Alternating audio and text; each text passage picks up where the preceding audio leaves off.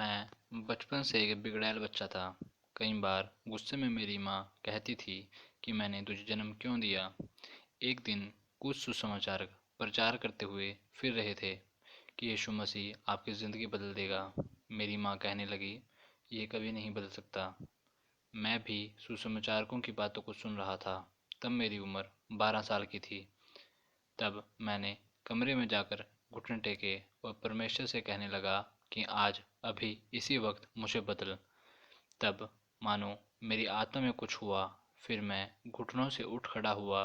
तब मैंने अपने पापों का अंगीकार किया। मैं पूरी तरह बदल चुका था। तब मैंने अपनी माँ व परिवार व दोस्तों के आगे भी पापों का अंगीकार किया। मेरी माँ मुझे पागल सोचने लगी कि इसे हो क्या गया है।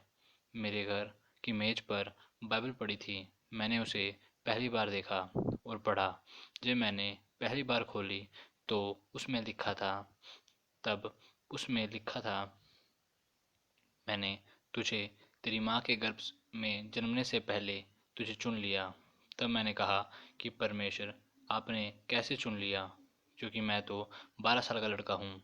तो अगली लाइन मैंने पढ़ी तो उसमें लिखा था कि मत कह कि मैं लड़का हूँ, मैं तुझे अपना दास बनाऊंगा, तू प्रचार किया करेगा। उसके बाद मैं हर दिन बाइबल पढ़ता था। मैंने 18 साल की उम्र में प्रचार करना शुरू कर दिया। तब मैं कोई पास्टर नहीं था। परमेश्वर ने मुझसे कहा कि मैं तुझे एक बड़ी चर्च दूंगा। ये शब्द 1995 में कहे थे। मैं विश्वास रखता था और लोगों को ऐसे ही यीशु के बारे में बताता था। मैंने 10 साल तक इंतज़ार किया। 2005 में परमेश्वर ने कहा चर्च शुरू कर। तब हर साल चर्च हजारों की संख्या में बढ़ने लगी। 10 साल होने से पहले मेरी चर्च 1,30,000 से ज़्यादा थी, जहाँ हर दिन लोग सुनने के लिए आते थे। शुरुआत में जब हमने चर्च बनाई नहीं थी, तब हम हॉल बुक करते थे ताकि सभा कर सकें। मैं चर्च बनाने के लिए अक्सर प्रार्थना करता था। मैंने कहा, परमेश्वर, मुझे शहर के बीच में चर्च चाहिए, क्योंकि यहाँ बीच में मॉल, हॉस्पिटल सब कुछ बीच में है, तो चर्च भी बीच में होने चाहिए। मैं उपवास और प्रार्थना करता था। मैं उस समय नहमिया पढ़ता था कि कैसे परमेश्वर ने 52 दिन में के अंदर शहरपनाह बनाई। तो मैं भी कहता था कि तू आज भी ऐसे काम कर सकता है। तो परमेश्वर ने मुझसे कहा 52 दिन के अंदर चर्च बना।